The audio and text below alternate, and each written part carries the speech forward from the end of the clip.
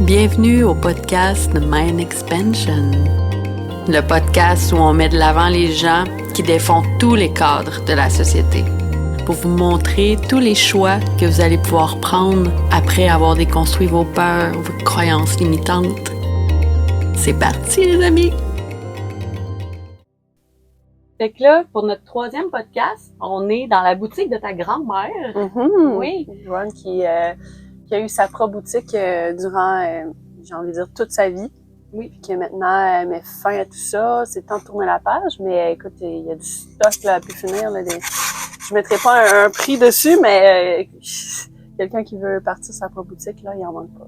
Oui, c'est à vendre. Il y a vraiment des belles choses. Puis pour ceux qui seraient intéressés, on pourrait même mettre le lien en dessous de vidéo. Mm-hmm. Pour ceux qui voudraient avoir accès à notre belle Joanne. Absolument. Savoir, vous pouvez aller voir son annonce, vous allez voir un peu les produits qu'elle vend. Puis écoute, ça vaut la peine de se déplacer en personne parce que tu peux pas tout voir en photo. Hein. Exact, son inventaire, il est comme il y a des boîtes en dessous des tables, tout ça, c'est incroyable, gigantesque. Ouais. Vraiment. Puis là, aujourd'hui, on reçoit ma grande amie Cindy, une doula, une féministe, une badass. Très contente de t'avoir avec nous. Moi aussi, je suis bien contente de vous voir. Ouais. C'est le fun. Ouais. À chaque fois, c'est comme une rencontre du cœur avec toi. Vraiment cool. Fait que, parle-nous de toi. Qui es-tu? Cindy, que fais-tu? Qu'est-ce qui est ta mission? Wow! Toute une question. Belle ouverture. Je suis Cindy avant tout. Mm-hmm. Je suis une doula, donc accompagnante à la naissance, féministe. Puis que te dire de plus? Militante, je dirais, pour la défense de droits depuis 20 ans. Puis au fur et à mesure que ma vie évolue, mon engagement pour la défense de droits évolue de droit. Donc, c'était le droit des étudiants, le droit des jeunes, le droit au logement. Là, c'est le droit d'enfanter comme on veut, avec qui on veut, où on veut. Wow, très noble comme cause. Là. Puis nous, on s'est rencontrés à une formation avec la belle Wapio. On partageait la même chambre. On a vraiment bondé tout de suite. Là. Ça a été vraiment une super belle rencontre. Puis je t'admire vraiment pour prendre la parole. Bon, je t'ai vu dans des groupes défendre tes points puis tout ça. Je t'admire beaucoup pour ça. Merci, c'est gentil. C'est cool. Puis, tu sais, quand on s'est rencontrés, tu m'as parlé aussi que tu avais une clientèle beaucoup dans la communauté LGBTQ+. Mm-hmm. Fait que, tu sais, moi, on est un couple, puis moi, j'aimerais beaucoup porter notre enfant. Fait que c'est un sujet qui me touche personnellement. Ouais, tout à fait. Puis, que je serais vraiment curieuse qu'on aborde ce sujet-là avec toi. Tu sais, c'est quoi la réalité des gens dans la communauté quand ils veulent enfanter, puis c'est quoi les enjeux. Puis, Ben, tu sais, je fais tout de suite un disclaimer, là, tu sais. Moi, j'accompagne effectivement les personnes qui enfantent, quel que soit leur genre. Mais souvent, elles sont déjà enceintes à ce moment-là, ces personnes-là.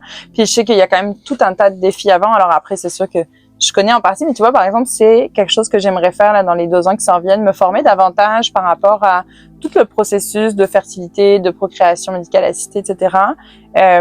Surtout que dans mon entourage aussi de personnes, parce que j'ai aussi des amis dans la vie, et que ce soit des femmes seules ou des couples de femmes, beaucoup ont été avec des dons artisanaux en fait plutôt que passer par l'insémination artificielle médicalisée. Puis ça, c'est intéressant de voir aussi que même là, il y a une reprise de pouvoir possible. Parce que, tu sais, mettons que tu veux devenir enceinte, tu te dis, bon, ok, je vais voir comment ça se passe, la procréation médicalement assistée, vous allez sur les cliniques, là, ils vous disent, c'est ça le processus, il faut faire tant d'injections pour booster les hormones, il faut, tu sais, et après, ça implique souvent un début de suivi à minima quand même très médicalisé.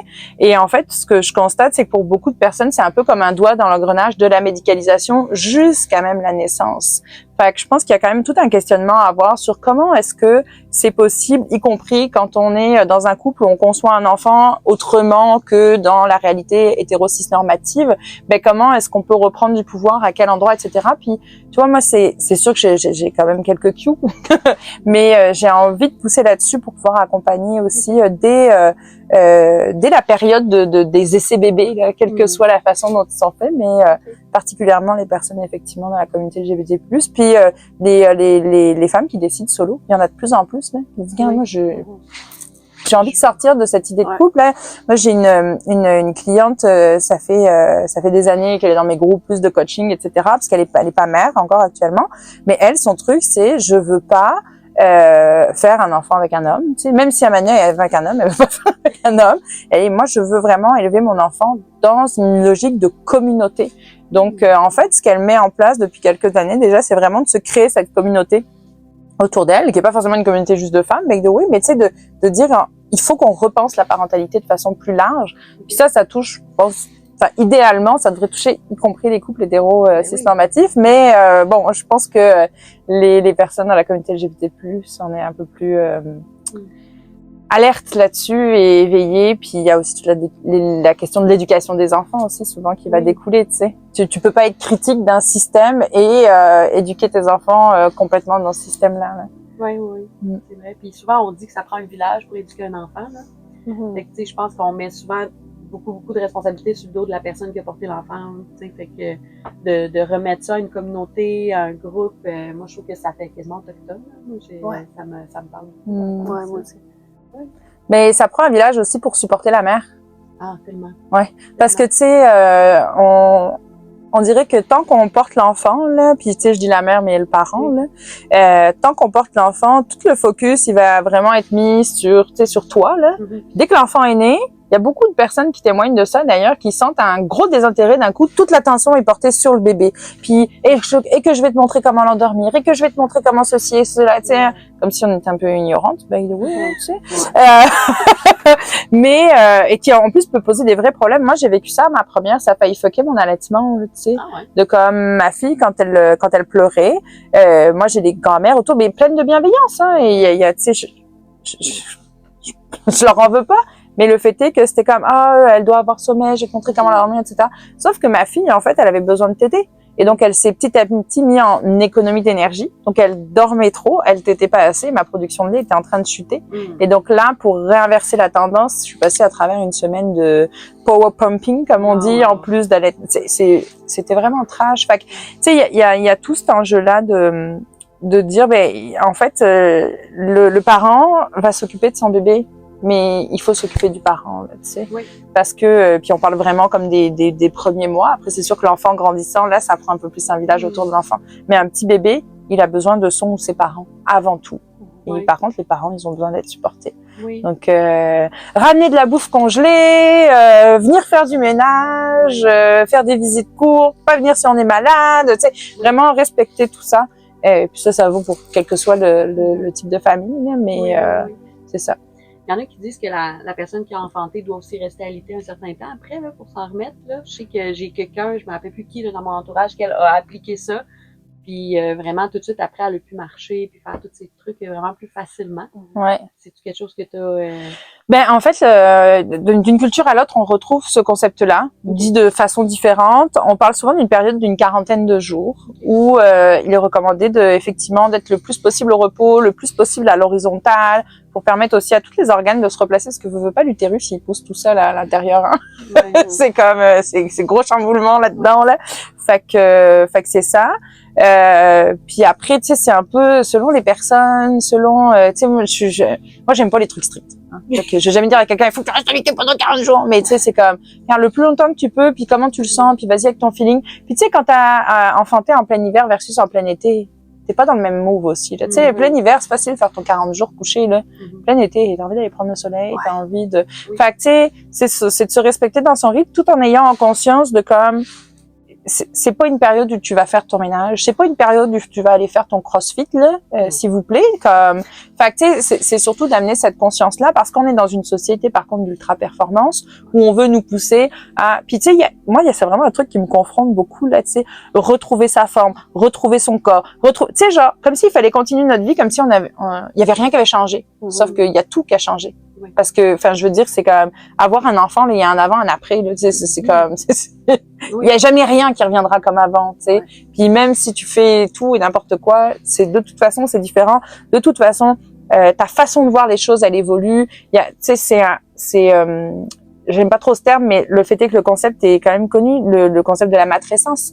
où il y a toute une reconfiguration de ses valeurs, de son identité dans cette période-là postnatale, avec tout le tourbillon d'hormones en plus qu'il peut y avoir. Fait que touché, là. Oui. J'aimerais revenir sur le sujet de la communauté Ouais. SDG, là. Qu'est-ce, selon toi, puis dans ton expérience, les couples qui viennent de la communauté que tu as accompagné, est-ce qu'il y a des trucs qu'un couple qui est hétéro vivra pas qu'un couple du même sexe ou de genre X vont avoir que d'autres n'auront pas, là? Ben, des discriminations, des préjugés de base, là, tu sais. Ouais. C'est pas parce que quelqu'un met une blouse blanche qui rentre à l'hôpital que d'un coup il a plus de billets. Ils ont tous leurs billets, là. Puis moi là, j'ai en tête l'exemple qui monte à mon esprit, c'est un homme trans que j'ai accompagné. Fait que déjà c'était très compliqué qu'il se fasse pas mégenrer. Et pourtant, l'équipe médicale avant avait briefé. Tu sais, genre il y avait comme, il y a eu un effort fait au niveau de l'établissement pour le recevoir en toute dignité. Et malgré ça, alors bien sûr, il y a les infirmières qui étaient quand même, qui mégenraient, mais hop, qui se reprenaient tout de suite. Bon, ben, ça arrive, on comprend que 99% de leur clientèle, c'est des femmes cis, là. Fait que ça, c'était pas un enjeu. Mais par exemple, la gynéco qui a finalement été là au moment de la naissance, elle l'a mégenrée tout le long. Puis après coup, on en a reparlé. Lui, il se rappelle pas ça parce qu'il était dans ses hormones, on a fait sa bulle, on a tout fait comme il faut. Mais par contre, elle aurait dû normalement revenir le voir, elle n'est pas revenue, c'est un autre médecin qui est venu. Il y a eu quelque chose là clairement, puis on l'a prise à part, je dis on parce qu'en fait cette personne que j'accompagnais, il y avait une amie avec, donc on était deux finalement accompagnés, moi comme doula puis son amie. Puis son amie, je lui dis hey, essaye d'aller voir la gynéco pour me rappeler que c'est il, tu sais. Puis pareil, en postnatal immédiat, la mère, non, le père, c'est le papa, c'est pas la maman, c'est comme. Mais donc il y a cet enjeu-là qui est énorme. J'ai l'impression quand même, mais c'est vraiment un feeling, fait qu'il faut faire attention là, que les couples de femmes, c'est quand même, tu sais, de plus en plus commun, on va dire, tu sais. Fait que c'est l'éducation, elle s'est quand même faite ces dernières années. Je pense qu'il y a eu beaucoup de discussions publiques sur le fait que il peut y avoir de maman, il peut y avoir de papa. Au niveau de l'éducation à la sexualité pour les jeunes à l'école, ça aussi c'est quand même introduit, le fait que non, un couple c'est pas forcément un papa et une maman, tu sais, c'est plus large que ça. Fait que j'ai l'impression que ça évolue positivement, trop lentement toujours là, mais ça évolue positivement de ce côté-là. Mais tu sais, c'est sûr que ce que souvent rapportent les personnes, c'est souvent en gynéco avant, tu sais, dans les violences gynécologiques, avant, où il y a une présupposition, par exemple, de la répartition des rôles dans le couple, tu sais, donc, puis c'est ça qui vient heurter, puis c'est des petites choses, mais qui viennent heurter à chaque fois, là. Fait que c'est ça, puis là, il y a un autre couple qui me monte à l'esprit, que j'ai pas accompagné en tant que tel, parce qu'on était à distance, mais c'était aussi des amis, donc on a suivi tout le long. Deux femmes qui essayaient donc d'avoir un enfant. Puis elles ont vécu plusieurs histoires de fausse couche, là, un peu comme n'importe qui, mais là c'était doublé par deux parce que les deux essayaient. C'était un peu comme la première qui va tomber enceinte. C'est ça. Les deux avaient le désir de porter l'enfant, là, tu sais. Puis elles sont extraordinaires. Et puis elles sont tombées enceintes en même temps.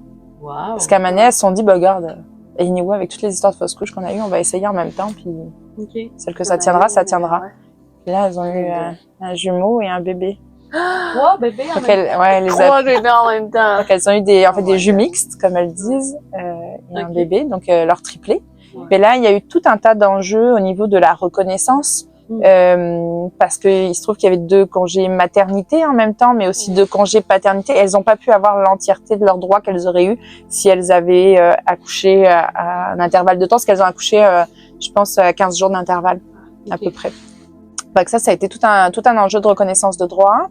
C'est des personnes qui sont immigrantes aussi, donc ici elles sont reconnues comme les 2 mères, mais pas forcément dans leur pays d'origine. Fait que tu sais, il y a tout ça, il y a tous ces éléments légaux aussi, là. Fait que tu sais, au Québec, je trouve que la législation elle permet un certain nombre de choses aussi, mais que selon ton pays d'origine, tu peux pas faire reconnaître.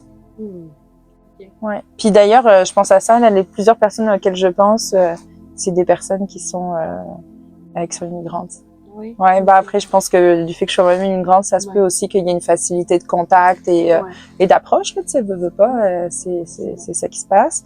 Fait que, ouais, c'est tous des gros défis. Puis, il y a une autre personne qui me vient en tête, bon, pour le coup, c'est pas une personne immigrante.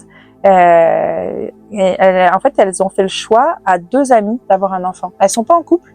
Il y en a une, a priori, qui est hétéro de ce que je sache, l'autre qui est lesbienne. Elles sont pas en couple, mais elles ont décidé entre amies d'avoir leurs enfants. Tu sais, un peu dans cette idée de communauté aussi, là. Ouais. Et pareil, pour pouvoir avoir la reconnaissance, tu sais, de mère l'une de l'autre, ben, tu sais, il y a eu des défis juridiques, là. Fait que, mais il y a plusieurs, d'ailleurs, podcasts, qui partagent des expériences vraiment spécifiques, etc. Je pense à Parentèle, qui est vraiment intéressant, ouais, sur le sujet. Puis, on dirait que ce qui est difficile, c'est qu'en même temps, ce qui est difficile et ce qui est génial, c'est que chaque parcours est tellement unique, chaque décision est tellement unique qu'à chaque fois, il faut trouver des solutions sur mesure. Tu sais, pour tout ce qui est, là, je parle du côté légal, mais même aussi de l'organisation, fait que, ouais. Puis, moi, je pense que ce que j'aime particulièrement, puis je vais me outer, by the way, là, moi, je suis en couple hétéro, mais je suis bi, là, tu sais, fait que, by the way, là, tu sais. On dirait que pendant longtemps, j'osais pas le nommer parce que j'étais comme même, mais j'ai tellement un passing hétéro que, tu sais. Puis il y a une amie une amie doula qui m'a fait réfléchir dernièrement, elle a dit, ouais, mais en même temps, je pense que justement, il faut l'assumer parce que ça démontre aux gens que, le monde est très peu binaire, finalement, tu sais. En réalité. Tu sais, on est très peu binaire, on est, tu sais, des hétéros purs. Est-ce qu'il y en a-tu vraiment? Oui, sans doute, mais tu sais, comme, fait que de non l'assumer, ça permet d'ouvrir plus, mais c'est ça. De donner l'exemple ouais. aussi. Là, ouais, c'est ça. Mais après, je pense que l'autre difficulté personnelle que j'ai, c'est que j'ai grandi dans un milieu sectaire où c'est complètement homophobe. Oui. Fait que ça a été, c'est ça, c'est. En France, c'est plus difficile qu'au Québec. Là. Ah, je sais pas si c'est ça, mais peut-être, je sais pas, mais moi c'était vraiment le milieu, familial. Ouais, mon milieu familial, c'était vraiment très compliqué. Tu sais, ouais. Tu sais, c'était déjà fallait même pas mettre de jupe au-dessus du genou, tu sais, c'est pas de sexe avant le mariage. En plus avec quelqu'un du même sexe. Non, ça c'est un autre niveau. C'était no possible. Là. Puis je pense que quelque part ça m'a peut-être c'est sûr que ça a orienté aussi dans ma vie certains choix de couple que j'ai fait là. Parce que j'ai eu des histoires avec des filles, mais ça n'a jamais été des choses bien sérieuses parce que anyway. Est-ce que tu les présentes à ta famille? S'ils écoutent le podcast, ils vont apprendre ça. OK. C'est une nouveau, là. Ouais, c'est ça. Bah après, genre ma sœur, oui, pas de problème. Elle est elle-même, plutôt pan d'ailleurs, tu sais, que bi, moi aussi. Mais c'est ça. Bref, on ferme la parenthèse sur moi. C'est pas ça l'intérêt. Je sais plus c'était quoi la question, mais voilà. On parlait. Je suis toute gênée. Non, on n'a pas à gêner. On apprend à me connaître. C'est ça. Puis tu sais, je trouve qu'au contraire, c'est tout dans le sujet, tu sais, parce que je trouvais ça important de l'amener justement. Je sais que c'est pas juste ça ta clientèle. Je sais ce que je voulais dire. Vas-y. Attends, je me rappelle. C'est comme parce que du coup, on a beau être dans un couple hétéro, c'est des questions qui nous habitent aussi beaucoup. Tu sais, ne serait-ce que par rapport à nos enfants. Tu sais, je veux pas que mes enfants ils se sentent brimés comme quelque part je l'ai été. Tu sais, je veux qu'ils sachent que c'est possible. Tu sais, whatever. C'est comme tu te définiras comme tu auras à te définir. C'est ça, ils sont jeunes, on s'entend. Ils ont 8, 5 et 2. Mais il reste que l'autre jour, j'entends mon petit loulou de 5 ans, il demande à sa grande sœur 8 ans. Toi, t'es plus fille ou t'es plus garçon? Elle dit moi, je suis les deux. Ah ouais. Moi aussi, je crois. Oh. Je sais pas. Tu sais, C'est questionnel, hein. Ouais, il se pose des questions, puis on s'entend. Il y a des gens qui vont dire, oh, mais mon Dieu, il devrait pas se poser des questions comme ça. Tu sais, c'est sans conséquence. Là, le lendemain, il va dire, je mettrai plus jamais de vêtements de fille parce que je me suis fait moquer à l'école. Fait que là, on va avoir une discussion. Puis, mais tu sais, je veux juste que ce soit ouvert. Puis après, c'est ça. Tu sais, il y a des personnes qui vont jusqu'à, par exemple, non genrer leur enfant, etc. Là, nous, on s'est pas rendu là. Mais en même temps, ma fille, quand elle m'a dit, elle m'a dit, maman, je suis non binaire. Je lui dis, ok, d'ailleurs, est-ce que je dois te dire ma fille ou comment je dois dire, tu sais? Elle me dit, non, tu peux continuer à dire ma fille. Le plus important pour moi, c'est que tu le saches dans ton cœur. Mon Dieu.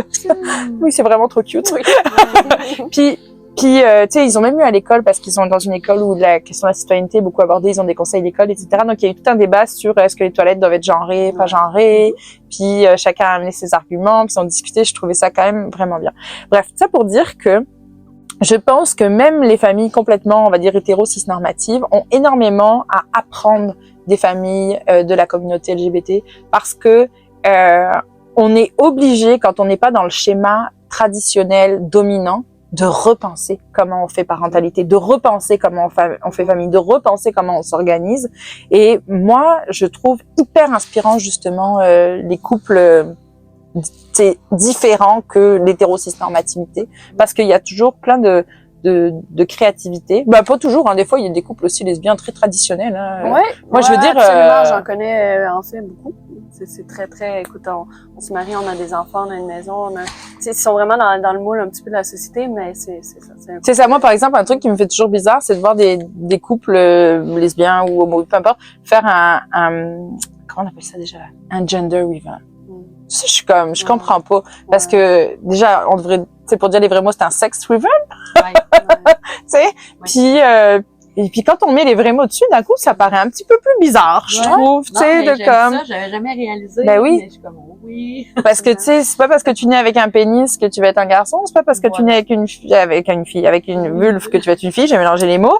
Puis, by the way, c'est sans parler de toutes les personnes intersexes. Oui. C'est quand même un gros pourcentage un gros pourcentage. Je pense qu'on parle de 1,5%. En fait, il y a autant de personnes rousses dans la société que de personnes intersexes. Okay.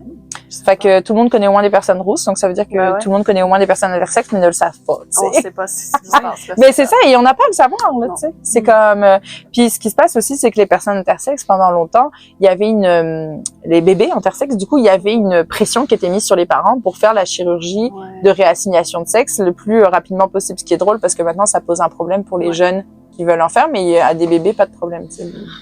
Petite incohérence dans la société.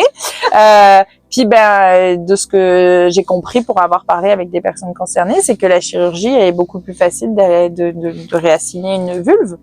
Donc il y a beaucoup de personnes qui ont été réassignées chirurgicalement, et pas facile à dire ce mot, à la naissance de cette façon-là. Sauf que en vrai, tu sais, à la puberté, il y a d'autres choses qui peuvent se développer. Il y a toi-même, etc. Fait qu'il y a j'ai connu des gens que c'était une erreur en guillemets dans le sens que c'était pas le bon choix, là, qui ont choisi par exemple qui ait un corps de femme et qui se sentait comme un homme. C'est triste. Ouais. C'est ça. C'est ça. Non, c'est ouais. De toute façon, on est dans une société premièrement sexiste, patriarcale, raciste. Puis ça, on pourrait parler aussi là, tu sais, on dit communauté LGBT large, mais si t'es lesbienne noire ou homme trans noir, c'est t'additionnes les oppressions que tu vis, les préjugés, ou situation vulnérable économique, tu sais, il y a plein plein finalement d'intersections entre ce qu'on peut vivre. Ouais, vraiment. Fait que, tu sais, je pense que plus qu'on en parle, plus que ça va être normalisé aussi, puis que justement dans le système, au lieu de tout le temps devoir construire pendant que ça se passe, ben ils vont être déjà préparés. Tu sais. Ouais. Ouais, puis tu sais, au Québec aussi, on a quand même autre chose qui est le fun, c'est la coalition des familles LGBT. Je sais pas si vous connaissez. Ok. Ben c'est un organisme provincial qui fait plein d'affaires. Là, par exemple, ils ont créé une formation justement pour toutes les professionnels en périnatalité pour mieux accompagner les personnes de la communauté. Puis c'est aussi un lieu comme de rassemblement pour les familles concernées pour avoir de la formation. Ils ont moi en vrai j'ai beaucoup consulté là pour m'éduquer là, tu sais, sur notamment la question de que ce soit la PMA, la GPA aussi, la gestation pour autrui là, tu sais. Au Québec, ça a quand même fait beaucoup les manchettes médiatiques ces dernières années. Puis je suis pas complètement au fait des derniers changements législatifs parce qu'il y a eu des changements il y a quelques mois. Je suis pas capable d'en parler là, des fois c'est un peu complexe là. Mais c'est ça. Puis c'est souvent des sujets aussi qui vont aller raviver beaucoup d'émotivité là, tu sais la GPA là, la gestation pour autrui là, ça ravive beaucoup d'émotivité pour tout le monde là, qui qu'on soit là. Fait que plus qu'on en parle, plus que moi ce qui m'a permis, moi sur le coup quand j'ai entendu parler de GPA, parce que ce que je voyais c'était aussi potentiellement une utilisation du corps des femmes là, tu sais. Fait que tu sais, il y a mon côté féministe qui était puis finalement en m'éduquant, en apprenant et surtout en côtoyant des personnes qui ont fait de la gestation pour autrui puis de comprendre, mais tu sais, qu'est-ce qui t'a amené là, qu'est-ce qui fait, comment ça se passe en vrai, etc. Ben là, tu lèves les préjugés. C'est toujours comme ça de toute façon, là, tu sais. Fait que sans forcément aller demander aux personnes concernées de nous éduquer, parce que on peut pas demander la charge aux personnes concernées de nous éduquer, mais tu sais, d'aller sur le site de la coalition des familles LGBT, même si on n'est pas LGBT, juste pour aller lire, comprendre, tu sais, comme faire ce travail d'éducation, ça permet de déconstruire les préjugés, mais aussi, par exemple, dans mon cas, comme accompagnante à la naissance, de mieux accompagner, de mieux comprendre la réalité. Puis moi, tu sais, par exemple, donc, certaines clientèles que j'ai accompagnées, dont je connaissais un peu la réalité, ne serait-ce que théoriquement, ma première rencontre, c'est toujours, hey, je veux nommer mes possibles biais. C'est pas parce que je m'éduque que j'en ai pas. On en a tout le monde, tu sais. Je veux dire, c'est pas parce que t'es lesbienne, pan, bi ou whatever que d'un coup t'as plus de préjugés. T'en as, hein. Et moi, j'ai vu des hommes homos sexistes comme jamais, là, tu sais. Ouais, hein? Voilà. J'ai rencontré des hommes qui sont très dans le préjugé, autant que ce soit pour les trans ou sexistes ou peu importe. Là. Exactement, exactement. Dans la communauté, ouais, malheureusement. Puis d'ailleurs, au Québec, on a le RLQ, le Réseau des lesbiennes du Québec. Il y a quelques années, elles avaient fait je sais plus si c'était une mobilisation, un communiqué de presse, peu importe. En tout cas, elles avaient dénoncé que dans les Fiertés Montréal, elles s'étaient vraiment senties être tassées par les associations d'hommes gays qui étaient vraiment dans une posture de domination. Fait que, tu sais, quand même, cette hiérarchie patriarcale, on la retrouve y compris dans la communauté, là. Faut pas se leurrer, là, tu sais. Ça existe quand même. Du coup, j'ai perdu ce que je disais juste avant, mais c'est ça. Ah oui, première rencontre quand j'accompagne. J'arrive à garder le fil, ça me prend juste un petit 2 secondes. C'est ça, tu sais, je reconnais que j'ai des biais, etc. Puis ça se peut que je fasse des gourdes, ça se peut que je dise des trucs de travers. Par contre, je veux qu'on crée un espace suffisamment sécuritaire pour que tu puisses me le dire, mais pas pour m'éduquer, juste me dire, hey, là, Cindy, non, ça marche pas. Puis moi, je prends la responsabilité d'aller m'éduquer, d'aller lire, tu sais. C'est ça. Fait que parce que, de toute façon, tu sais, dans la relation d'accompagnement, c'est une relation humaine aussi. Fait que on peut se tromper, on peut être à côté, et puis d'ailleurs même avec un couple hétéro-cis-normatif. Hein. Fait que c'est juste de créer un espace suffisamment sécuritaire pour qu'on puisse se le dire, qu'on puisse créer des conditions qui sont favorables à ça. Puis après, de prendre responsabilité là-dessus. Pas juste dire ouais, tu me le dis si j'ai une connerie. Puis tu sais, l'autre jour, j'avais été invitée justement auprès de Doula à faire une espèce d'atelier de sensibilisation par rapport aux familles de la communauté, comment mieux les accompagner. Mais moi, j'insiste aussi sur les communications. Là, tu sais, sur tes communications, réseaux sociaux, c'est toujours la maman, le papa, mais à un moment donné, tu sais, c'est ça. Moi, tu sais, par exemple, quand je veux dénoncer certaines situations qui sont souvent très genrées et très ancrées dans le patriarcat, souvent, je vais parler du père, la mère, là, tu sais. Je sais pas, mettons la charge mentale. Oui. Mais tu sais, c'est ça, de faire attention comme dans les communications. Et ce que je disais aussi, c'est si à un moment donné tu fais une bourde là, excuse-toi pas 10 000 fois, c'est plus chiant qu'autre chose, c'est plus malaisant qu'autre chose. Tu sais, mettons à un moment donné tu mets genre une personne, tu sais, genre parce que whatever, t'as l'habitude, parce que tu t'es trompé, parce que juste t'es dans la lune, tu sais, ça arrive là. Dis pas, je suis tellement désolée, ah vraiment, je suis tellement désolée, tu sais, parce que oui, ça devient plus lourd que d'autres choses. C'est ça devient malaisant. Alors que, tu sais, moi, à un moment donné, donc j'accompagnais la personne dont je vous parlais tout à l'heure. Puis, tu sais, on a l'habitude de parler de la diade mère-bébé après. Puis à un moment donné, je dis, donc dans la diade mère-bébé, papa-bébé ici. Puis, tu sais, je continue, fin de l'histoire, là, il n'y a pas de problème. Tu sais, la personne en face, elle est capable de comprendre comme, oui, c'est vrai, majoritairement, c'est des femmes qui accouchent, là, tu sais. Fait que c'est ça. Mais je trouve ça très beau que tu amènes tout le temps, tu sais, une espèce de milieu sécuritaire, puis que tu donnes pas la charge à l'autre non plus à t'éduquer. C'est comme, reprends-moi, je vais faire mon bout de chemin pour aller m'éduquer. Parce que je pense que ça, c'est la chose que je reprocherais le plus aux gens. Ils se prennent pas leur responsabilité eux-mêmes d'aller s'éduquer, là. Ouais, puis en plus, c'est pas comme si on n'avait pas Internet, quoi. Oui. Enfin, je veux dire, c'est quand même assez facile. Exact. Tu sais, même parfois, je sais pas, moi, ça m'est arrivé de lire je suis quand même assez militante, donc dans mes réseaux sociaux, c'est aussi des gens très militants. Donc, tu sais, parfois, il y a des acronymes, des affaires. En plus, moi, je parle pas anglais, fait que des fois, il y a des expressions aussi, là. Je suis comme, oh my god, on parle pas. Je vais googler, là, je trouve mes réponses. Puis si vraiment je comprends pas encore une affaire, peut-être qu'à un moment donné, je vais solliciter dans mon entourage une personne de confiance, une amie, tu sais, hey, toi, là, peut-être tu saurais me dire. Mais, tu sais, c'est ça aussi. On a l'Internet, mais on a aussi nos réseaux humains, là. Fait que, ouais, vraiment important de prendre responsabilité. Tu sais, comme féministe, là, genre, ça me fait vraiment chier de devoir éduquer un homme sur des concepts comme juste d'égalité. Fait que je me dis que ça fait vraiment chier quand t'es femme lesbienne, homme trans, whatever, d'aller éduquer. Tu sais, genre, prends tes responsabilités là-dessus. Ouais. Tout qu'à ton honneur, de façon, vraiment. J'essaye du mieux que je peux. Avec humilité. Ouais, mais tu le fais super bien, tu sais. Puis même moi, je te suis sur les réseaux, là. D'ailleurs, tu pourras nous dire où te rejoindre. On va mettre ça Avec en lien sur plaisir, le podcast. Mais je trouve que c'est très, très, très éducatif, là. OK. De suivre sur les réseaux, là. Oui, vraiment. Nice. Cool. Ouais, j'aime beaucoup ça. Bien contente de ça. Ben, d'ailleurs, j'en profite. Oui, Une petite page promo. Mais en même temps, je suis tellement fière de ce que j'ai fait. Oui. J'ai créé les 10 essentiels pour une naissance en puissance. Et donc, en fait, c'est 10 très courts courriels. Parce que je voulais pas faire un énième PDF que tu mets dans ton étagère virtuelle sur ton ordi puis que finalement tu vas jamais consulter.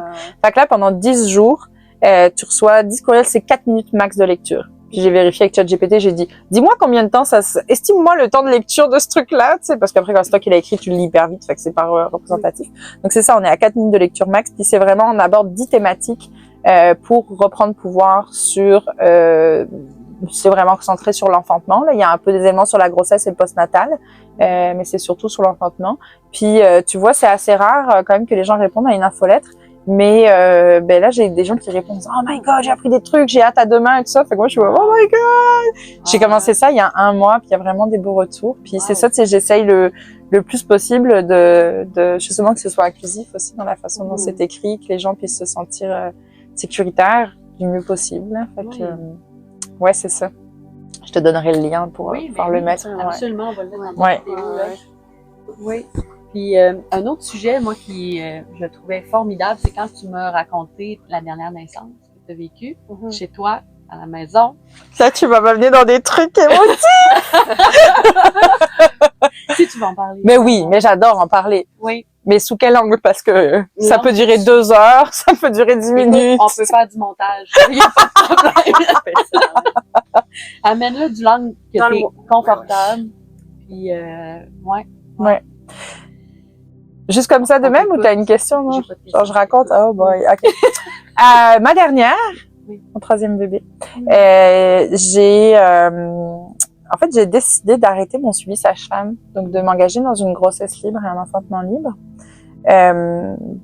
Pour contextualiser un peu, ma première, j'ai accouché en maison de naissance, dans la piscine. Il y avait dans la chambre une espèce de super belle murale qui était un peu genre Mucha. Je sais pas si vous voyez le style art déco, des fleurs. Bref, c'était magnifique. Là. Fait que j'étais dans la piscine, semi-assise. Je venais de prendre mon bébé sur moi, puis il y a comme cette peinture magnifique en face de moi, puis j'ai mon bébé, puis je pleure ma vie, je suis fucking fière de moi, tu sais. Puis quand je suis sortie de là, le lendemain, je disais, ça se peut pas que le monde sache pas qu'on est puissante de même, là. Parce que tu sais, ce qu'on voit dans les films et tout ça, c'est toujours comme « Ah !» Puis ça commence toujours par les os crevés, alors que ça, c'est seulement 10% des naissances. Hein, la plupart des naissances commencent par des contractions. Hein, hein? On apprend des choses intéressantes. Hein? Puis là, genre, elles sont en panique. Puis là, évidemment, il y a toujours un homme qui surgit, qui met des gants. On n'a aucune idée pourquoi. Qui dit couchez-vous, madame. On n'a aucune idée pourquoi. Tu sais, genre, il y a un truc un peu genre, t'es une petite faible, puis monsieur doit t'aider. Alors qu'en réalité, genre, ton corps, c'est une fonction physiologique, tu sais. Il y a pas personne qui a besoin de t'apprendre à respirer. Il y a pas personne qui a besoin de t'apprendre à faire caca. Il y a pas personne qui a besoin, tu sais. Ben, genre, c'est pareil pour enfanter, tu sais. Puis d'ailleurs, même si tu le veux pas, ça va se passer. Parce qu'on a déjà vu, bon, qui sont des histoires d'horreur, par exemple, là, mais des femmes dans le coma qui avaient été violées par leurs soignants. On va des trucs horribles. Mais, elles ont accouché dans leur coma. Fait que, tu sais, comme quoi t'as pas besoin de, fait que, c'est ça. Bref, l'histoire est un peu horrible, mais c'est ça. Oui. En tous les cas, mon deuxième, finalement, j'ai eu une césarienne pour X raisons que j'expliquerai pas, mais pour des bonnes raisons. Là, c'était une césarienne qui avait toutes ses raisons d'être et que j'ai fini par demander, même si à la base, je souhaitais accoucher à la maison. Donc, c'est un AVAC que je préparais pour ma 3e, c'est-à-dire un accouchement vaginal après césarienne, qui est considéré comme une grossesse pas forcément à risque, mais un peu plus à risque parce que tu as plus de risque de faire une rupture utérine. En vrai, t'as 0,5% de risque de faire une rupture utérine. Et ça, en fait, entre 0,2 et 0,5 selon les études. Et ça, souvent, ça ne distingue pas les déhiscences partielles, c'est-à-dire qu'il y a quelques points qui s'ouvrent versus comme une rupture franche. Tu sais, fait que, bref. Donc, si on faisait une césarienne itérative à chaque personne qui a déjà eu une césarienne, c'est comme si on césarisait 199 personnes pour la 200e qui aurait une rupture utérine. Voilà, bref. En tous les cas, moi, je commence ce suivi de grossesse au début avec une sage-femme. Là, elle a besoin de demander une consultation parce que j'ai fait genre une phlébite à 15 ans, whatever. On s'en fiche pourquoi, à l'hôpital. Puis là, la médecin que je vois, alors que je la vois pas du tout pour ça, elle me dit, ouais, je vais l'écrire dans votre dossier, donc je préfère vous le dire. Nous, quand il y a déjà eu une césarienne, on recommande l'accouchement à l'hôpital. Avec votre sage-femme, mais à l'hôpital. Elle dit, parce que vous êtes plus à risque de rupture utérine. Bon, j'ai pas les chiffres, mais vous êtes plus à risque. Je fais, ben moi, je les ai les chiffres. Alors, je vais vous les donner, premièrement. Puis, secondement, je vais vous expliquer qu'il m'inquiète pas, le 0,5%. Et la médecin était comme, oh, mais vous êtes bien renseignée? Oui, oui, je suis bien renseignée. Je crois qu'on a fini? Oui, oui, on a fini.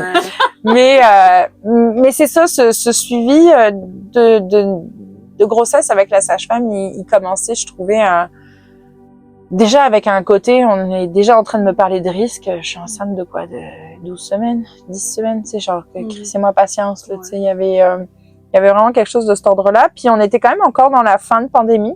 Donc il y avait encore beaucoup de flou sur comment ça allait pouvoir se passer, l'accouchement. Moi, à la base, je voulais accoucher à la maison de naissance. Pour ce troisième-là, je voulais même pas accoucher à la maison parce que je m'étais fait je suis une grande romantique en vrai dans la vie. Mais je m'étais dit, je vais enfanter mon dernier bébé dans la même chambre où j'ai enfanté mon premier bébé. Et puis comme la boucle est bouclée. Puis tu sais, je m'étais fait tout un petit film, là. Mais là, je comprends que ça se peut que mes enfants ils puissent pas venir à la maison de naissance à cause de l'histoire de Covid. Ça se peut que Badoula puisse pas venir. Ça se peut que... Et ça commençait à être un peu too much pour moi. Fait que quand j'ai commencé à visualiser cette naissance, c'était de plus en plus clair que ça se passait à la maison. Puis il y avait pas de sage-femme dans ma visualisation. Puis là, j'ai commencé à me dire, je sais pas. Puis j'ai emprunté un livre à la maison de naissance d'ailleurs, qui s'appelle Enfanter par soi-même, je crois. Le guide pour les naissances non assistées. Ça doit être à peu près ça le titre. Laura Chanley Kaplan, l'autrice. Et il y a des trucs qui me rejoignent plus ou moins dans le livre, mais il y a un chapitre qui a été vraiment clair pour moi. C'est pour ça qu'il a été écrit, mais moi c'est comme ça que je l'ai intégré, de comme si je veux plonger dans ma pleine confiance, dans ma capacité à enfanter ce bébé, mais que je garde un suivi sage-femme juste au cas où, parce que là pour moi il était clair que j'allais enfanter sans sage-femme. C'est comme si je tirais une balle dans le pied de ma confiance. Donc, pour pouvoir plonger pleinement dans ma confiance, j'ai besoin aussi de m'émanciper du suivi médical. Donc, au troisième rendez-vous, qui est autour de 20 et quelques semaines, je sais plus, tout début du deuxième trimestre, je dis à ma sage-femme, tu penses qu'on va s'arrêter là? Parce que je veux plus je voulais plus rien d'extérieur pour valider mon expérience. Je voulais plus prendre ma tension, mesurer ma hauteur utérine, prendre le cœur fœtal, je veux me faire pleinement confiance dans ce qui est en train de se passer dans mon corps. Je savais que c'était une décision radicale, j'avais besoin de cette radicalité. Je savais pas encore pourquoi à ce moment-là, c'est quelque chose que j'ai vraiment découvert 1 an après la naissance en vrai, là. Mais c'est ça. Donc j'ai fait ma grossesse libre, puis après grossesse libre sans suivi médical, ça veut pas dire que j'ai pas eu d'accompagnement. Donc moi je me suis fait mon suivi sur mesure là. Moi j'avais pas envie d'avoir forcément une doula en tant que telle, mais j'ai pris une rencontre avec une doula que je connaissais qui offre des rencontres juste genre de 3 heures comme de préparation on va dire, puis c'était un moment sacré qu'on s'était créé avec mon chum pour qu'on soit ensemble parce que tu sais veux pas t'es pris dans la routine là. Il y a des trucs tu prends pas le temps de te jaser, il y a des questions que tu prends pas le temps de te poser. Tu sais, c'est comme quand tu vas avoir un coach whatever business ou vie ou quoi que ce soit, c'est pour t'aider à prendre du recul. Mais pour moi c'était ça que je recherchais avec cette accompagnante à ce moment-là. Fait que ça nous a aidé à nous approprier notre processus petit à petit, etc. Puis quand est venue la naissance, ça a été une naissance n'importe quoi. C'est une naissance qui s'est étalée. C'était ma plus longue, ma plus difficile, mais ma plus merveilleuse aussi. C'est ça qui est génial. Ça s'est étalé sur 4 jours. J'ai vraiment eu du travail on and off. J'ai eu des contractions, mais genre des contractions en 3 minutes où je suis pas capable de faire autre chose que juste me concentrer dessus. Puis ça s'est arrêté pendant des heures. Ça reprenait, ça s'arrêtait. Tu sais, c'était vraiment... En vrai, c'est certainement dû à certaines conditions que j'avais, mais je rentrerai pas dans ce niveau de détail-là. Mais finalement, mais c'est ça, le 2e jour, parce que du coup, je compte quand je raconte la naissance de ma dernière, je parle en jours, c'est jour 1, jour 2, jour 3, jour 4, jour de la naissance. Fait que le 2e jour de la naissance, le 2e jour de l'accouchement, il y a vraiment, tu sais, j'étais vraiment dans mes contractions, puis j'étais un peu dans l'entre-deux-mondes, là, tu sais, ce moment où tes contractions embarquent, les hormones embarquent, puis t'es comme un peu stone, un peu comme si t'avais pris de la drogue, mais c'est tout naturel, là. Ouais. Puis, puis là, j'ai vraiment comme une genre de vision qui monte, puis dans cette vision, il y a un bébé, il est à l'hôpital, puis je comprends que ce bébé, c'est moi. Oh, wow. Mais je comprends pas pourquoi. Puis je suis comme, pourquoi je me vois moi? C'est bizarre. Puis tu sais, limite, je suis en train de rejeter ce truc-là. Tu sais, sortez-moi de mes hormones, je veux revenir dans le monde. Pourquoi il y a cette vision? Tu sais, c'était un peu bizarre. Puis en même temps, il y a un mantra qui est monté en moi, vraiment des mots qui sont montés comme tu sais, comme une inspiration que tu contrôles pas. Puis c'était, je me fais canal de puissance pour mon bébé et je coupe. Mais à ce moment-là, je comprends pas. Je coupe quoi? I don't know. Mais le fait est que c'était tellement fort, c'était tellement puissant que ce mantra, il m'a accompagné tout le long du travail. Il m'a accompagné pour plusieurs contractions. Et au final, vraiment sur la naissance en tant que telle, le 4e jour, le jeudi, ça faisait des heures que j'avais l'impression que ça avançait pas trop, mon travail. Tu sais. J'avais des contractions, mais ça allait pas de l'avant. Puis je sais à quoi ça ressemble à l'accouchement, mais j'en accompagne, tu sais. J'en ai vécu 2 autres, j'ai comme... Fait que là, à un moment donné, je dis à mon chum, je dis, écoute, on se donne encore 2 heures. Puis si je sens que ça va pas avancer, on va partir à l'hôpital. Tu sais, je suis fatiguée. Puis j'ai mis de la musique plus qui bouge. J'ai mis les mains sur ma bedaine. Je lui dis, là, bébé, on se rencontre ce soir, quoi qu'il arrive. C'est toi qui choisis le chemin. Puis je me suis mise à danser. Je commençais à monter les escaliers, à pas chasser, nanana. Puis mon chum, il m'a toujours dit, moi, je me rends pas trop compte parce que j'étais vraiment dans ma bulle. Mais après coup, il m'a dit, il y a quelque chose dans l'énergie de la maison qui a complètement switché, tu sais. Oh, okay. Puis finalement, au bout d'1 heure, je lui ai dit, je pense qu'on peut aller à l'hôpital, c'est correct, ça avance pas, puis garde. Je pense pour la première fois, je suis sereine avec l'idée. Puis là, moi, je n'avais pas prévu de sac, là. Quelqu'un me dit, OK, ben, je dois faire un sac. Ah, ben oui, bonne idée. Fait que tu peux mettre ça, puis prends le sac, puis machin. Moi, je suis en même contraction, là. Puis finalement, au bout de 3 quarts d'heure, je dis, je pense à l'avance, là. Puis moi, j'étais rendue après autant de jours que finalement, oui, je voulais bien quelques indices extérieurs pour savoir comment ça allait mes choses, là. Ouais. Fait que j'ai appris par moi-même en googlant comment me faire des touchés vaginaux. Ouais. Fait que j'en avais fait déjà jour 2, jour 3, puis là, genre, je vais, puis je fais, ah non, ça a grandi le col. Ouais, ça a grandi. Ça progresse, on reste. Tu sais, c'était vraiment mon endroit. Ça progresse, on reste, tu sais. Wow. Puis dans les 2-3 heures, je me rends plus compte parce que c'était flou, là, tout ça puis c'est tant mieux que ce soit flou, ça veut dire que t'es dans le bon état. Ah ouais, t'étais dans des états de montée de confiance. Ouais. Exactement. Ah ouais. Fait que ma fille est arrivée et ça a été toute une poussée. Ça a été ma poussée la plus longue. Ma première bébé, là, on dit souvent que c'est plus dur, premier bébé, etc. Je l'avais poussée 30 minutes. Puis en plus, elle avait vraiment comme sorti la tête sur une contraction puis sorti le corps sur le reste. Elle, là, j'ai vraiment connu ce qu'on appelle l'anneau de feu. C'est quand le petit bout de la tête, il se bloque là dans ton col. Enfin, pas dans ton col, mais dans ta vulve, là. Ouais. Tu sais?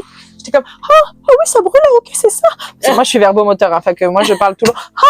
Oui, d'accord, ok. Puis après, il y a le grand anneau de feu. Donc là, c'est plus, la plus grande largeur de tête, là. Puis quand elle est née, ce qui m'a vraiment fait bizarre, c'est qu'elle était pas tonique du tout. Puis apparemment, elle était bleue. Moi, j'avais aucun souvenir de ça, mais elle avait pas de tonus. Puis elle avait les yeux fermés. Puis quand je l'ai attrapée, elle est tombée en arrière là, et j'ai flippé ma vie là. Ouais. J'ai flippé ma vie, et en même temps, genre, je sais pas. En fait, il y avait et la confiance et la peur qui étaient là en même temps, tu sais, qui se côtoyaient là. Il y en a pas un qui a emporté sur l'autre. Puis j'avais préparé une seule chose médicale entre guillemets, c'était une petite poire, tu sais, pour aspirer les sécrétions. Oui. C'est la seule chose que j'avais préparée. Je dis Hugo, la poire. Puis j'ai aspiré les sécrétions de mon bébé avec ma bouche. Je leur frictionnais, allez bébé, viens-t'en, tu sais, comme. Puis mon chien est arrivé avec la poire. Puis là, j'ai dit dans la bouche. Il lui a fait dans la bouche. Il aurait pu faire dans le nez aussi, mais je sentais que c'était dans la bouche. Puis là, on a entendu, elle dit. C'est comme, elle avait avalé quelques sécrétions parce qu'elle avait fait un méconium, là. Mais tu sais, c'est un bébé qui est né à presque 42 semaines aussi. Fait que c'est courant qu'il y ait du méconium. Puis là, elle avait vraiment fait, elle a ouvert les yeux. Puis au moment où elle a ouvert les yeux, j'ai regardé mon chum, j'ai dit, c'est correct, tout va bien. Tu sais, je savais à cet instant même que c'était correct. Puis tu sais, c'est pas, puis tu sais, elle a repris ses couleurs tout de suite, puis tout ça, là. Ça a duré quelques minutes, même, qui paraissent quand même et longues et très courtes en même temps. Ouais. Mais ouais, il y avait besoin de ce temps-là pour arriver. Puis pour boucler avec l'histoire de la vision, du mantra et tout ça. Moi, 3 jours après sa naissance, j'ai reçu un message d'une personne que j'aurais pas cru, d'une personne qui m'a fait vivre beaucoup de violence et physique et psychologique dans ma vie, qui est ma mère, avec qui on se parlait plus depuis presque 10 ans à ce moment-là. Et elle me fait un message qui est quand même beau. Elle me dit, je suis fière de toi, ma fille. En vrai, là, tu vois ma bouche, elle fait ça. C'était pareil les émotions, tu sais, genre je suis contente, je suis pas contente, je suis comme I don't know, tu sais comme. Puis je pense que j'ai mis plusieurs jours avant de répondre, je t'ai lu, pas prête. C'est genre comme, c'est ça. Puis des mois plus tard, 15 mois en fait après la naissance, je lui ai demandé si elle voudrait bien me raconter ma propre naissance. J'avais l'impression qu'il y avait des éléments à aller chercher là-dedans parce que moi on m'avait toujours dit que ma naissance ça avait été une boucherie et que j'étais née par le siège. C'est les 2 seules choses que je savais sur ma naissance. Puis j'avais essayé d'en parler à mon père, mais clairement qu'il savait pas trop. Puis donc ma mère, elle me raconte. Puis au début qu'elle commence à me raconter la naissance, c'est très mécanique.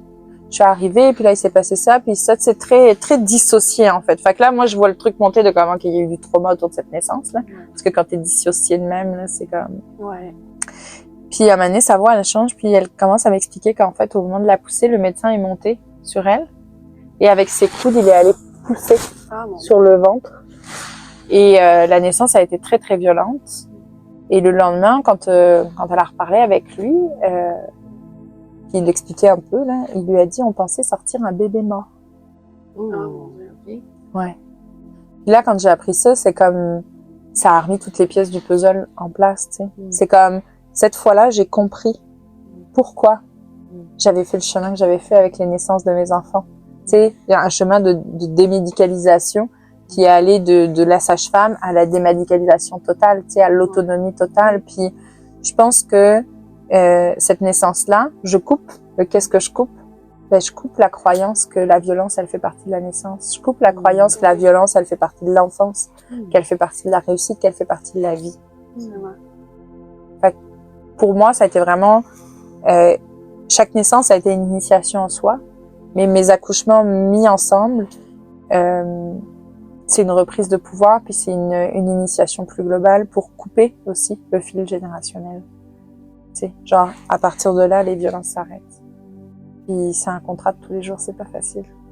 Mais en tout cas, c'est ça qui s'est passé. Puis ma fille, si elle est arrivée inanimée, pour moi, c'est un clin d'œil à ma propre naissance, clairement. Ben oui. Clairement. Oh. Ouais. Merci de ta vulnérabilité, de partager tout ça. Là. Très touchant. Ouais. Puis c'est ça que je porte, je suis un petit peu émue. Là. Ouais. C'est ça que je porte, c'est que la naissance, on en a fait quelque chose de complètement mécanique. Parce qu'on a mécanisé nos corps, parce qu'on nous a déshumanisés. Et je trouve que c'est encore plus difficile de nos jours, en 2024, justement, dans une société où la peur du risque, elle est à l'avant de tout. Tu sais, dans une grossesse, actuellement, c'est quand même ça qui se passe. Et même avec les sages-femmes, c'est malheureusement de plus en plus présent. On parle beaucoup des risques. Puis, je dis pas qu'il faut pas en parler. Mais tu sais, à un moment donné, elle est où la juste mesure entre la confiance et être en train de prévenir chaque petit risque qui est peut-être même par rapport à ta condition personnelle? Parce que, en fait, c'est qu'ils vont parler des mêmes risques éventuellement à tout le monde. Sauf que, moi, toi, tu sais, on a des histoires de vie, de santé, etc., qui sont différents, qui font qu'il y a des facteurs de risque qui sont plus ou moins importants. Puis c'est aussi respecter la personne. Si la personne a dit, garde, moi, là, genre, je veux être dans une confiance 100% à la physiologie. Ben, comment on respecte ça, là, tu sais? Fait que c'est ça, puis de ramener la naissance comme quelque chose, comme un rite initiatique, profondément humain, parce que de toute façon, c'est la base même de notre humanité. Mais ça ramène beaucoup de puissance, beaucoup de confiance, et ça n'empêche pas une certaine médicalisation, mais de mettre le focus sur cette puissance-là et sur ce rite initiatique-là, ça permet que la médicalisation, c'est un outil en plus. C'est pas la centralité. Oui, bien dit. Bien dit, parce que je pense qu'en voulant prévenir puis bien préparer les couples, mettons, on crée des peurs. Ouais. Puis d'ailleurs, il y a même Michel Audin, un gynécologue de renom, qui parle de ce qu'on appelle l'effet nocebo. C'est-à-dire que c'est l'inverse de placebo. En gros, à force de toujours ramener des tests, des risques, etc., on va créer des conditions défavorables. Donc finalement, on va, y compris, amener des situations qui créent des risques qu'il n'y avait pas forcément, mais parce que le stress, c'est un facteur important de complications. Fait que si tu es tout le temps en train de nourrir le stress, tu peux nourrir des complications. Moi, je l'ai vraiment vu dans des accompagnements. Je me rappellerai toujours de cette femme que j'ai accompagnée en préparation uniquement à la naissance. Elle avait, sa médecin était boquée raide sur son histoire de prise de poids. Okay. Parce que bon, il y a de la grossophobie aussi dans le médical. Tu sais, bon. Et je rentrerai pas dans les détails, mais cette femme-là, pour elle, cette prise de poids était très conséquente et normale par rapport à une situation qu'elle vivait juste avant la grossesse versus le début de la grossesse, qui était une grossesse en plus pas prévue, etc. Mais elle n'arrivait pas à en parler à sa médecin, puis à chaque fois, ça l'a stressée, cette affaire-là, parce que la médecin, à même pas 20 semaines, elle commençait à lui parler de césarienne planifiée. Elle lui disait, ben là, votre placenta est prévia, donc ça veut dire le placenta devant le col. Donc c'est sûr qu'un placenta devant le col, tu peux pas accoucher vaginalement, parce que... Il y a pas de trou. Non, ça marche pas. Fait que c'est une césarienne. Mais par contre, c'est quand même assez courant que le placenta soit très près du col, voire devant, et qui remonte, en fait, au cours de la grossesse. Fait que, tu sais, ça aussi, il faut le savoir. Oui, c'est pas parce que t'as un placenta prévia début de grossesse que ça va être tout le long, tu sais. Fait que, puis il y avait je sais plus quoi d'autre. Et, bébé petit poids, ou je sais pas quoi, ou gros poids, tu sais. Ça, c'est toujours un truc. Et en fait, elle disait, mais moi, ça me stresse tellement à chaque fois de me peser. Puis, je dis, puis si tu refusais la pesée, qu'est-ce que ça ferait pour toi? Qu'est-ce que ça changerait, là, tu sais? Tu sais, je serais plus à l'aise. OK, si t'expliquais à ta médecin, toi, ta vision de...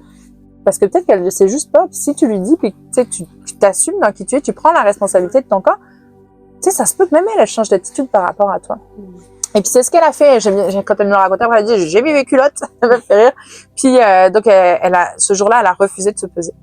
Puis quand elle est arrivée devant la médecin, elle a expliqué, selon elle, pourquoi ceci, cela, son histoire, sa vision de sa propre santé. Puis la médecin a fait comme, ben oui, ça fait du sens. OK, ben on va arrêter les peser d'abord.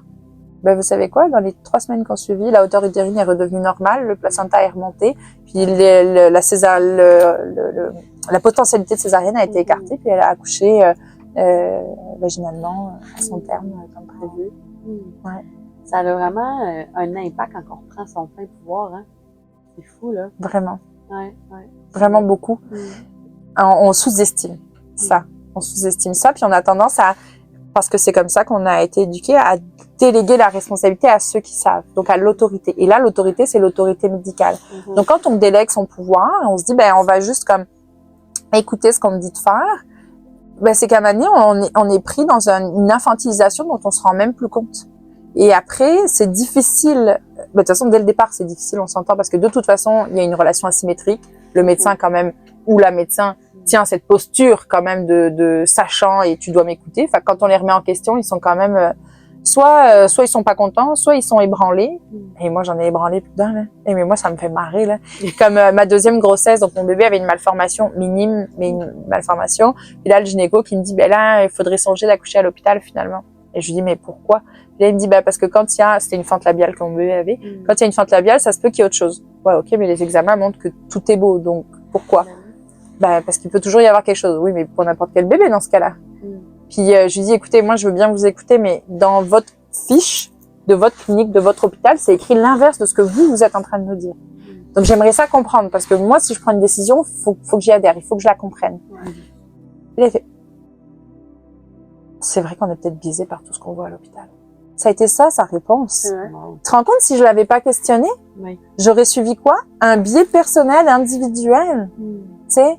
C'est comme, puis j'en veux pas. C'est normal qu'on soit biaisé. Tu sais, genre, on a tous des biais. Mais par contre, c'est les remettre en question, puis savoir mettre de la perspective dessus. Puis, ce qui m'a permis de poser la question, c'est parce que j'avais lu le petit pamphlet et tout ça, là, tu sais. Fait que c'est ça, il y a s'éduquer, mais aussi changer de perspective, là. De voir, ça, c'est un truc vraiment que j'ai appris avec le séminaire de Michel Audin. C'est comme on a toutes les connaissances. Tu sais, on n'a pas besoin de plus de connaissances. On a besoin de changer de perspective. Et je pense que c'est pareil dans un suivi médical de grossesse. Puis de toute façon, de façon assez globale dans la santé, pour reprendre son pouvoir dans la santé. Là, on parle de grossesse, accouchement, fertilité, mais finalement, c'est aussi valable ailleurs dans la santé. C'est comment est-ce que notre savoir expérientiel, notre savoir de notre corps, de nos ressentis, ben, on le met vraiment dans la balance de de l'évaluation globale finalement. Puis d'ailleurs, dans plein de secteurs médicaux, on parle des programmes genre patient partenaire, etc. Mais là, dans la grossesse, on dirait que patient partenaire, non, ça marche pas. Mais pourquoi donc, s'il y a quelque chose de plus ressenti que ça, ça n'existe. Enfin, il n'y a pas rien de plus ressenti que ça. Et en plus de ça, c'est pas une pathologie, la grossesse. Ben non. C'est ça. Ben non, c'est souvent vu comme une pathologie, mais il n'y a rien de plus naturel. Ben non. Ouais. Exactement. Ben oui. Puis oui, parfois, il y a des pathologies qui peuvent se développer pendant une grossesse. Mais la grossesse en soi n'est pas pathologique. Exact. Et l'enjeu, c'est que l'approche biomédicale de la grossesse, c'est de situer la naissance, enfin de situer la grossesse, l'accouchement, comme un événement dangereux en puissance. Et a posteriori, si ça s'est bien passé, cool, ça s'est bien passé. Alors que par exemple, l'accompagnement sage-femme, mais c'est aussi le point de vue de beaucoup de doulas, c'est dire, ben en fait, a priori, ça va bien. Et parfois, il y a besoin d'un coup de pouce. Tu sais, fait que ça change toute la posture. Donc, a priori, il y a la confiance. Et s'il y a besoin d'un coup de pouce médical, on va le chercher. Tu sais, c'est comme n'importe quoi dans la vie. Tu vas pas commencer à aller faire une randonnée avec une équipe médicale derrière toi des fois que tu te pètes la cheville ou que tu te fasses mal ou quoi que ce soit. Par contre, s'il arrive de quoi, tu vas aller chercher l'aide médicale. Tu sais, c'est ça. C'est comme...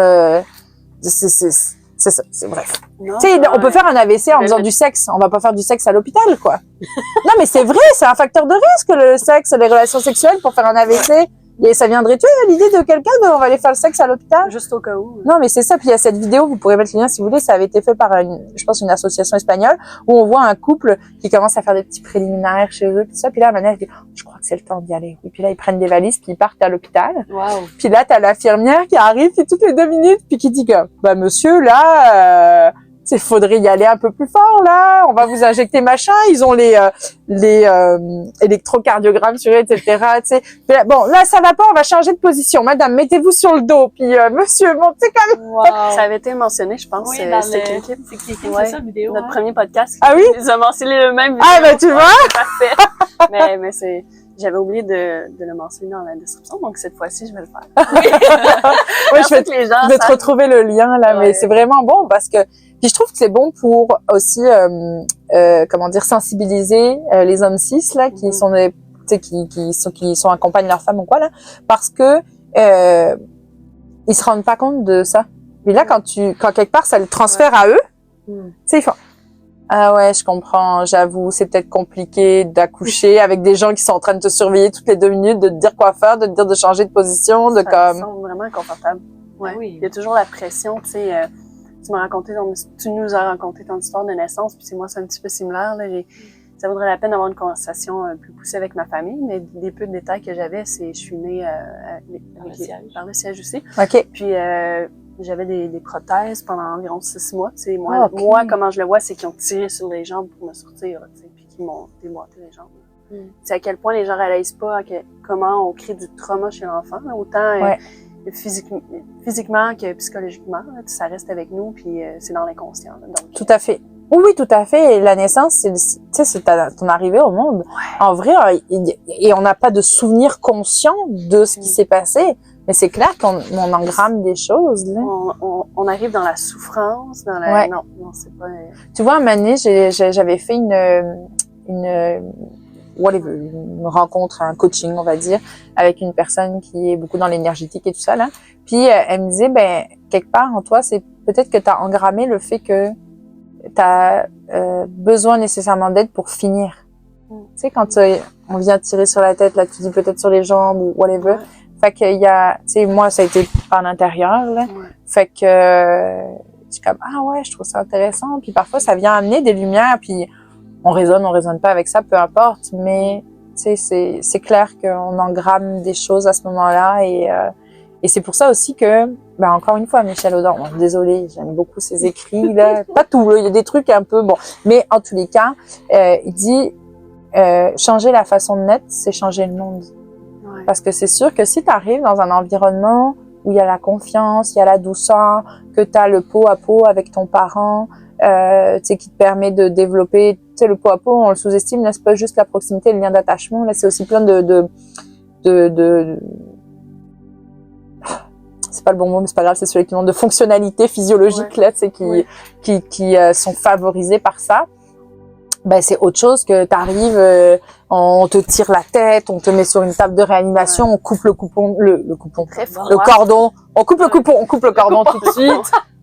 Fait que tu sais, on est ailleurs. Oui, c'est très froid. Là, c'est ça. Moi, ma fille, tu sais, elle était contre moi. Mon placenta, il voulait pas sortir, il était très long à sortir. Donc je suis sortie de la piscine. Il était vraiment court le cordon. Puis pour ça, moi j'ai accouché dans une petite piscine d'eau là.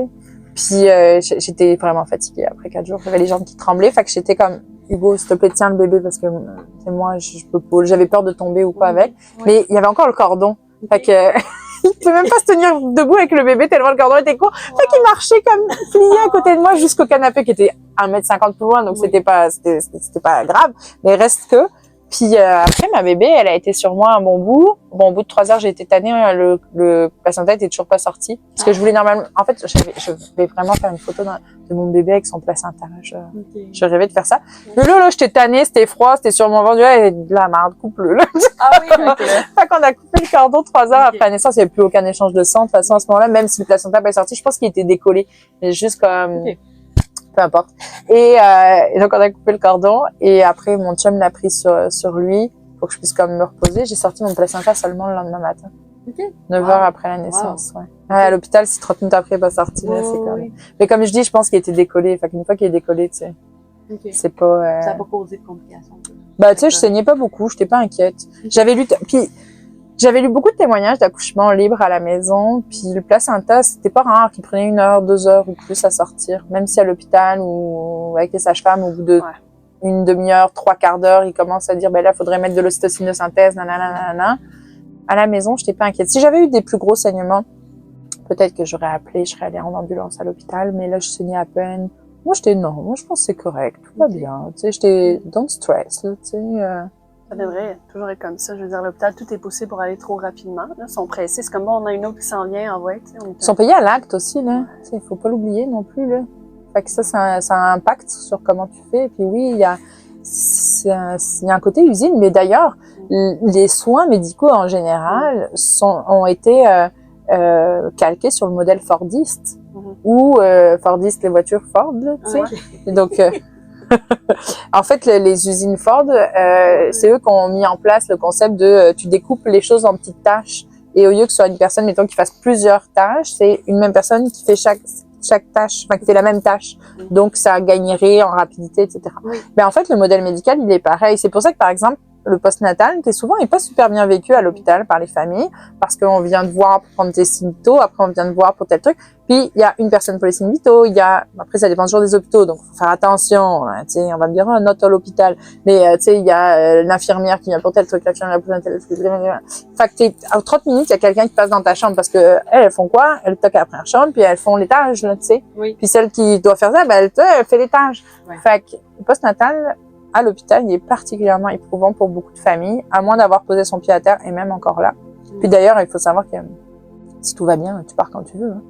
Il n'y a aucune obligation de rester là. Mais tu vois, c'est le genre de choses qu'on se fait pas dire. Hein? Ben non. En fait, tu sais, ils vont vouloir garder un bon 3 heures après la naissance, mais oui, peut-être pas, tu sais, on s'entend que ça prend un minimum de temps de te remettre, là. Mais tu sais, moi, ma première, 3 heures après, je suis partie de la maison de naissance.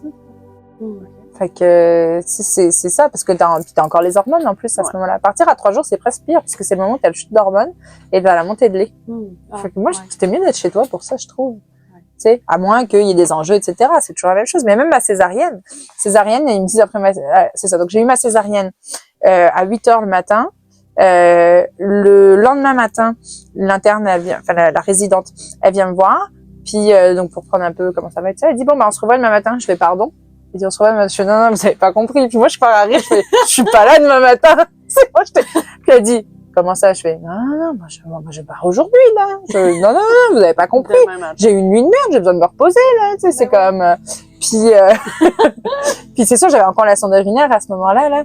Puis elle dit on voudrait vous regarder quand même quelques heures après le retrait de la sonde urinaire pour être sûr que tout va bien. Je dis oui ça je comprends, il y a pas de problème. Je sais que je vais rester la journée ici, mais moi ce soir je suis partie là. D'accord. Fait qu'après l'infirmière m'a enlevé la sonde urinaire et tout ça, tout allait bien. Moi à 15 heures j'étais en train de m'emmerder, je voulais partir là. Fait que j'étais dans le couloir avec mon bébé, mon chum, je vais à l'accueil, je dis moi je veux partir là, fait que bah, si dans 1 heure, personne n'est venu me voir, parce que, tu sais, normalement, ils doivent te donner ton truc de sortie, tout ça. Je dis, ben, moi, anyway, je suis partie, là. Non, mais là, la résidente, elle va venir, tout ça. Oui, ben, elle a 1 heure pour venir. Tu sais, c'est pas la prison, là. T'as envie de partir, tu pars, là. Oui. Es-tu venue, finalement? Ouais, elle est venue. Oui. Elle a peut-être eu un petit mémo. Elle, il faudrait que tu ailles la voir. Ouais, là. priorité. Elle est venue, puis je suis partie, puis tant mieux, là, parce que c'est ça. Déjà, tu sais, l'air de rien, j'ai passé presque 2 jours à l'hôpital entre quand je suis arrivée, après que les soins étaient transférés, puis quand je suis repartie avec mon bébé. J'étais en masse. Puis moi, j'avais une aînée à la maison aussi. Ouais. Tu sais, c'est ça. Moi, j'ai une grande fille chez nous, là, à ce moment-là. J'ai pas envie de... Fait que c'est ça. Pour un premier, bon, des fois, ça se pose un peu moins. Tu dis, bon... Parfois, c'est rassurant. Tu sais, ça dépend toujours des personnes aussi, hein. Faut pas diaboliser les lieux de naissance, là. Il y a des personnes pour qui c'est hyper rassurant, l'hôpital, tant mieux. Pour moi, c'était pas le cas. Moi, pour moi, c'est un endroit froid. Genre, j'aime pas ça. Puis, quand je connais l'histoire de ma naissance, ça fait sens, tu vois. Ouais. Mais, il y a des personnes pour qui ça connote autre chose parce que, soit elles ont une autre culture, soit elles ont un autre rapport, une autre histoire. Fine. C'est parfait. Le tout, c'est que tu te sentes en sécurité, que tu te sentes bien, que tu te sentes à l'aise, en confiance. C'est ça. C'est le rôle d'une doula, en fait, puis la naissance libre, c'est le pro-choix, là. C'est d'accompagner la personne parce que c'est leur naissance. Exactement. Puis c'est d'être au service. Là. Exactement. D'ailleurs, moi, tu sais, il y a beaucoup de gens qui pensent que les accompagnements que je préfère, c'est quand j'accompagne des personnes qui font des accouchements non assistés. Parce que je fais partie des doulas qui acceptent d'accompagner les personnes qui décident d'accoucher de façon non médicalement assistée chez elles. Souvent, les gens se font des fantasmes sur ce genre d'accompagnement. En fait, ce genre d'accompagnement, il y a rien à faire. C'est-à-dire que souvent, je suis dans une autre pièce, mais j'attends que ça se passe. Okay. Puis après la naissance, ben là, il y a peut-être un peu de ménage à faire. Je vais préparer une petite assiette, un smoothie pour la personne. Oui. Donc ça, c'est du care. C'est beaucoup du care, en fait. La t'sais. présence est rassurante, en fait. Ouais, puis même encore là, souvent, c'est vraiment pour tenir l'espace, pour au cas où si les aînés se réveillent, pour au cas où si le papa a besoin de relais. Tu sais, c'est comme... Tu sais, il y a beaucoup de gens qui pensent que quand tu fais un accouchement non médicalement assisté, tu vas chercher une doula parce que c'est elle qui va être ta sécurité. Mais ça, à la limite, c'est dangereux parce que c'est à toi de prendre 100% de tes responsabilités. Moi, je suis très claire avec mes clients, c'est comme... C'est vous. Si c'est un couple, c'est vous qui prenez 100% des responsabilités. Moi, je ne suis responsable de rien. À la limite, tu peux m'engueuler si les débarbouillettes sont pas assez chaudes alors que tu les voulais chaudes. C'est ça ma responsabilité. T'as de ci, t'as de sol, tu sais. Fait que là, tu sais, la dernière personne que j'ai accompagnée qui a fait un accouchement non assisté, on est arrivé. Je dis on parce qu'on était un binôme de doula. On s'est installé dans le salon. On a attendu. 20 minutes après, son bébé est arrivé. Elle est pas venue nous chercher toujours, ni son chum, ni rien. On a attendu. Puis 1 heure après la naissance, on est monté, lui a amené comme des petites collations et tout ça. Puis là, elle était encore dans sa piscine parce que le placenta était pas sorti. On lui a dit, ben, est-ce que tu veux sortir? On peut t'aider. Donc, avec son chum, on l'a aidé, là, parce que pareil, c'était toujours un peu fatigué, tout ça. On lui a installé son lit avec des alaises pour, tu sais, pas qu'il y ait du sang partout. Puis c'est tout. Enfin, tu sais, je veux dire, son salon était un peu en bordel parce que, bah, c'est ça, elle avait commencé son accouchement la veille. J'ai fait un petit peu de rangement, un petit peu de ménage et tout ça pour que, mais c'est ça, une doula, bref, en tous les cas. En fait, c'est ça une naissance, j'ai envie de dire. Oui, c'est ça. Puis, non, mais parce qu'il y a des gens qui se font des fantasmes, qui pensent que les doulas se prennent pour des mini-médecins. Non, pas pantoute, excuse-moi, mais le médecin, il ferait pas ça. Il ferait pas la lessive, il ferait pas vider la piscine, il ferait pas faire un smoothie, il ferait pas passer l'aspirateur, ni ranger les jouets des gamins, ni plier le linge qui est dans le canapé, tu vois, parce que c'est ça que j'ai fait à cette dernière naissance-là. Tu sais, je veux dire, c'est ça. En vrai, ça pourrait être une voisine, une amie, une sœur, une whatever. Le problème, c'est que ces gens-là vont pas être en confiance d'être dans la maison s'il y a une naissance qui est pas médicalement assistée. C'est ça le problème. Mais donc, bref, tout ça pour dire que moi, j'accompagne en fait majoritairement à l'hôpital. Puis j'adore ces accompagnements-là parce que c'est ceux où il y a du challenge. Parce que souvent, les personnes qui viennent me chercher, elles sont comme, ben, j'accouche à l'hôpital parce que j'ai pas eu une sage-femme, alors je voulais une sage-femme, ou j'accouche à l'hôpital parce que j'ai telle condition, et là. Mais souvent, c'est des personnes qui veulent quand même, tu sais, qui ont conscience que ça prend une certaine bulle de confiance et d'intimité et qui veulent que je crée ça autour d'elles. Fait que, fine. Mais là, du coup, il y a un petit peu plus de challenge. Je suis une fille de challenge dans la vie. Fait que moi, j'aime ça. J'aime ça, accompagner à l'hôpital. Là. Avec ton caractère, là, je suis pas de la misère à te croire. Ouais. Ça a été dur les premières fois. C'était très confrontant. Ouais. Puis parce que tu sais, on dit toujours quand t'es doula, quand t'accompagnes à ta naissance, il faut que tu fasses équipe avec l'équipe médicale. Puis c'est 100% vrai, là.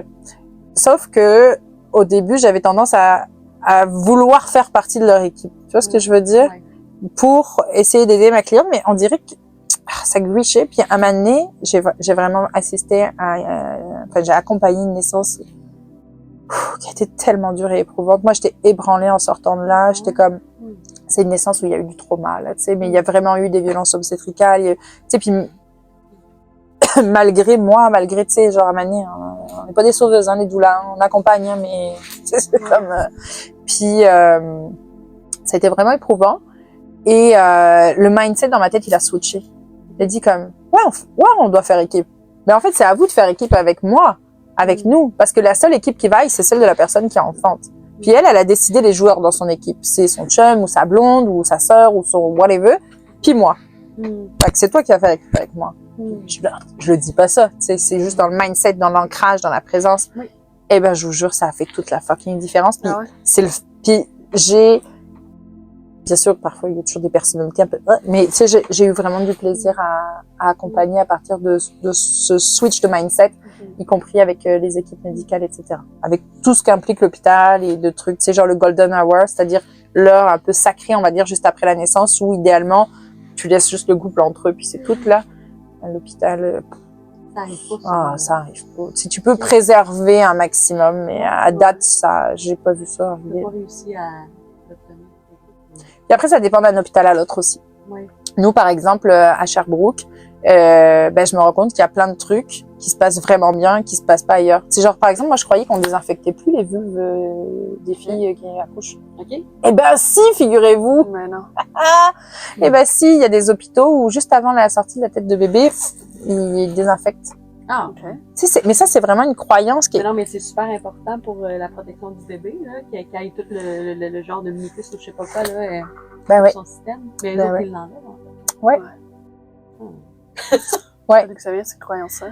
Ben, tu veux savoir? Ouais. Ben, en partie, là, tu sais, j'ai pas... En fait, l'accouchement à l'hôpital, c'est très récent dans notre histoire. C'est les années 60. Puis, avant ça, les gens voulaient pas aller accoucher à l'hôpital. En fait, les gens qui accouchaient à l'hôpital, c'était parce qu'ils avaient pas de logis, parce que c'était dit des filles de petite vertu et compagnie, là, tu sais, c'est parce qu'ils avaient pas nulle part où aller accoucher. Mais les taux de mortalité à l'hôpital étaient horribles, en fait. Parce qu'il y avait pas encore les antibiotiques, les conditions de vie des gens étaient médiocres. Enfin, tu sais, c'est sûr que ça implique différentes maladies, etc. Puis, il n'y avait pas connaissance de la sepsie. Fait qu'on avait des médecins qui étaient en train de se former à la médecine en autopsiant des corps, qui éventuellement passaient de la salle d'autopsie à la salle d'accouchement, sans se laver les Oh, wow. Fait qu'en fait, la fièvre puerpérale, c'était vraiment la cause principale de mort à l'hôpital à ce temps-là. Puis les connaissances amenées par Pasteur, par la science sur la sepsie, etc. Ah oui, puis ils pensaient que l'air était vicié dans les hôpitaux, donc ils ouvraient les fenêtres, tu sais, les draps, enfin bref. Et C'est horrible. Ouais. Et en fait, ce qui s'est passé, c'est que les gynéco-obstétriciens n'ont jamais reconnu, on va dire collectivement, c'est comme leur responsabilité là-dedans. En fait, ce qui a été développé comme croyance à ce moment-là, c'est que le sexe des femmes, des personnes qui ont une vulve, est sale. Donc, on rase le pubis, on désinfecte. C'est de là que ça vient. Mais ça, c'était il y a très, très, très longtemps. Oui. Puis les croyances sont encore là, tu sais. Fait que c'est ça, c'est croire que la médecine est exempte de croyances, c'est vraiment se fourrer le doigt dans l'œil. Moi, je me rappelle une médecin après une naissance, la maman voulait faire un placenta lotus, donc c'est-à-dire garder bébé accroché à son placenta. Et la médecin elle dit OK, mais on va le mettre en hauteur pour être sûr que le sang il revienne pas dans le placenta. Mais c'est pas comme ça que ça fonctionne. C'est comme anyway, il y a plus d'échange de sang une fois que le placenta est sorti. Ouais. Enfin, tu sais, je veux dire. Puis après, ben là, faudrait quand même peut-être couper. Hein. Trop, c'est comme pas assez. Mais c'est pas un argument médical, ça, madame. Ouais. C'est comme. Mais je vous assure qu'on en entend des trucs quand on est accompagnante. C'est des jokes. C'est comme c'est pas possible. C'est pas possible. Ouais. Fait que c'est ça. Il y a des croyances partout, puis tu sais, c'est sûr que tout le monde en a. Là.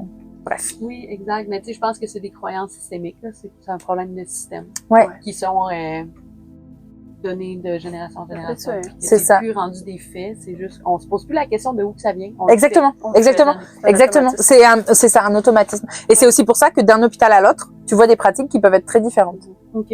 Ouais, parce que du coup, dans cet hôpital, c'est ça qui a été perduré comme culture, alors que là, ça va être ça.